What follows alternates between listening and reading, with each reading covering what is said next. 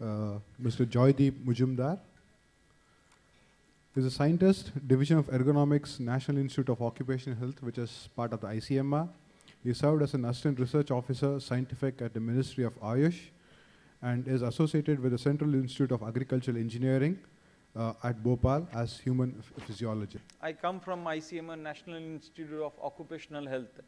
So we basically deal with the entire occupational health, but my subject of interest as well as education is ergonomics.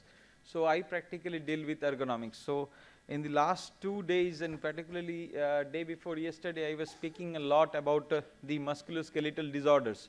So taking this forward, we will be talking about the occupational health surveillance on the work-related musculoskeletal disorders perspective. So basically in occupational health, we know that it's about the promotion and maintenance of highest degree of physical, mental as well as social well-being of the workers at every place. So with this occupational health concept in our mind, we have some improbables as well as some probables. So three of these improbables what we can mention here is there is no man without any occupation. We all would agree to that. No man without any or no occupation without any hazard, and last of all no treatment for most of these occupational diseases. But these are all negative parts of it, but there are some positive parts of it, is that most of these diseases are preventable, causative factors are known, the population at risk are also known, they are supervisable, and the environmental factors are very well defined why these are happening or why this has happened or why it could happen. As well as early diagnosis is possible, and this would be helpful in possibly finding out the big latency period for that. So ultimately what we can understand from occupational diseases is that it is preventable, and if we take care of it at the very early stage, we can control it. So basically now talking into from the occupational health scenario, if we come into the musculoskeletal disorders, so this is very common among all of us. So I was hearing to the speech of Dr. Alex, I think yesterday in the morning, he was also speaking the same thing about musculoskeletal disorder, that it is very difficult to find out whether this musculoskeletal disorder is due to occupation or your work, or you are already in having musculoskeletal disorder and have come to work. So it's difficult to find out that, but this is the irony which we are having, that a musculoskeletal disorder is present among nearly 100% of all of us.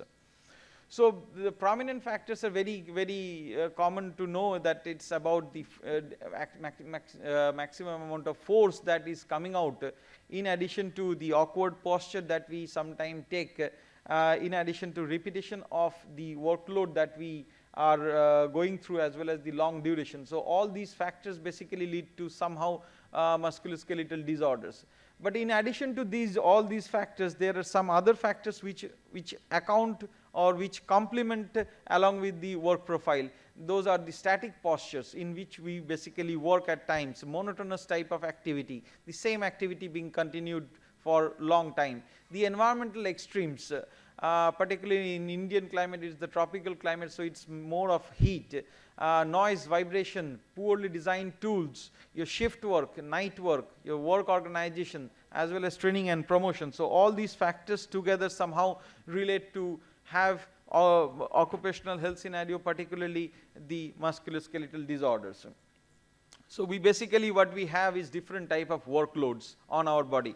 It could be biomechanical workload, it could be dynamic workload, static, as well as mental workload. So up to the static workload, it's easier to deal with, but with the mental workload, it becomes much more difficult. So leading to different type of fatigue as listed there. So all these fatigue, particularly in just looking into the mental fatigue, other than this, these fatigues are all physical in nature. So it's easier to cater this physical fatigue, but it's difficult to cater this mental fatigue. So what we generally try to understand in ergonomics is how to deal with this is the range of motion. So it's best said that because we have studied ergonomics for many years, and we have been learned that you must work within your ROM, within the central position of your ROM. ROM is that range of motion. So that means we have a motion, different motions of different angle, joints of our body, and we must, if we work inside the ROM or the central positions of the ROM, then we may not have that amount of strain or stress on our physical part of our body.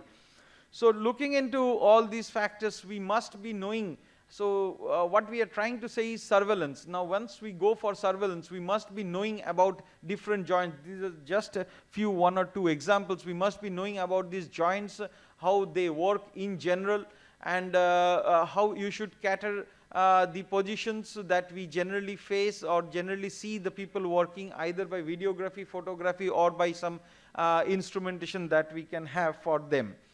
So we need to know our muscles. Very important to understand our muscles, because generally you cannot ask a person, and it's not like we work in hospital, so your doctor goes to a patient and asks for blood and the patient gives blood. But in our case it's entirely different. We go for, if we ask somebody to have blood, they will stop the door before us. So they don't allow us to do that. So in that circumstances, for us it becomes more important to understand the muscles, because we all in ergonomics go for non-invasive techniques of surveillance. So once we do all these things, we have several tools in ergonomics to look into, like ruler, REBA. These are all primitive nowadays, but still ruler, REBA, OWAS, that is Overco working posture analysis system. So all these factors are there. Then we do anthropometry. We can do the body composition indicators so as to see the load present on their body. The isometric strength determination, it is about simulation studies using biomechanics, where we go for SEMG, that is the surface electromyography of the body. That's what I'm trying to say, that why we need to know our surface muscles of our body. In addition to that, we also go for the postural analysis to understand the pressure distribution beneath the feet, or while we are sitting, the pressure distribution of the body, so as to find the exact center of gravity of our body. So after that, we also go for the gait analysis to see if you are walking without any load, or if you are having some load on your body and then walking, or if you are standing with your eyes closed, what happens to your gait cycle, or of your posture, of your balance and stability of your body. We can go for testing that. So after that, we taking all these informations together, the objective informations, we go for the computer simulation studies. So all these factors, has been listed here, needs instrumentation, strong instrumentations, as well as expertise to use this instrumentation, and as well as we can also have the interpretation of the data that we generate. But then again, it's very difficult at times to have instrumentations, or the knowledge about instrumentations, as well as the expertise to analyze it. So therefore, we have some other techniques that we say that if we don't have instrumentation, you cannot go for these studies, or you cannot go for testing, or you cannot initiate the research on occupational health. And no, it's not exactly true. So in ergonomics, we basically, initially, if we don't have such things, or if we, at the initial stage, we don't go with instrumentation, we go for some studies like work study, method study, and time study, where we generally try to understand the process in which the work is being performed, the method that is being followed to undertake that exercise, and the time taken to finish the process. So taking into these 3 components into action, we can come to a conclusion, or you can come to a development of a new hypothesis, that what are the problems that are being faced by the people who are working at that front. So but as we see that, you can see some of these images, these are very difficult workplaces where people work. So many at times this objective instrumentation may not work in these workplaces, or else the other way around, we may not have all these instrumentation with us. So in that regard, we have some other subjective measures that we can follow. One of them, I just informed you about the work study, method study, and time study. There are several self-reported questionnaires available worldwide, like the Nordic questionnaire, the MMERT, which has been developed in the Indian context and has been published in the ILO encyclopedia way back, and many of the researchers have been using these questionnaires. The OSHA MSD, obviously some modifications are required into the Indian context, so we can modify it. Hira is one of them. It's also in Hindi it's diamond, and practically the meaning is also like diamond. So what we can get some information to generate some hypothesis for the occupational health scenario. Now, as I say about all these occupational health questionnaires that are being used or this for the surveillance, you can go through this this research paper published in American Journal of Industrial Medicine, where we have see that these 3 lines, although recall bias of the self-reported symptoms is recognized, self-report is a reliable source of determining work-related hazards. So this is important to understand that we can have self-reports as an important factor into our research to generate some hypothesis and as well as do some further research into it. So we can use these questionnaires, can also be helpful, but definitely we need a big amount of subjects, large number of subjects, and that can be statistically found out. So I'll discuss about the MMERT that we use, and a lot of researchers have also been using it. We try to understand about the workload of the work that is being performed, workload about the worker who is performing, the work method, the postures adopted, about the hand tools being adopted, the hazards at work, as well as the psychosocial stress that are being faced by these persons while working. So we can use this. This particular questionnaire takes care into the mechanistic aspects, the biological aspects, the environmental aspects, the technical aspects, as well as the psychosocial aspect. No matter if some industry or workplace where you do not use any instrumentation, so the technical aspect of it can be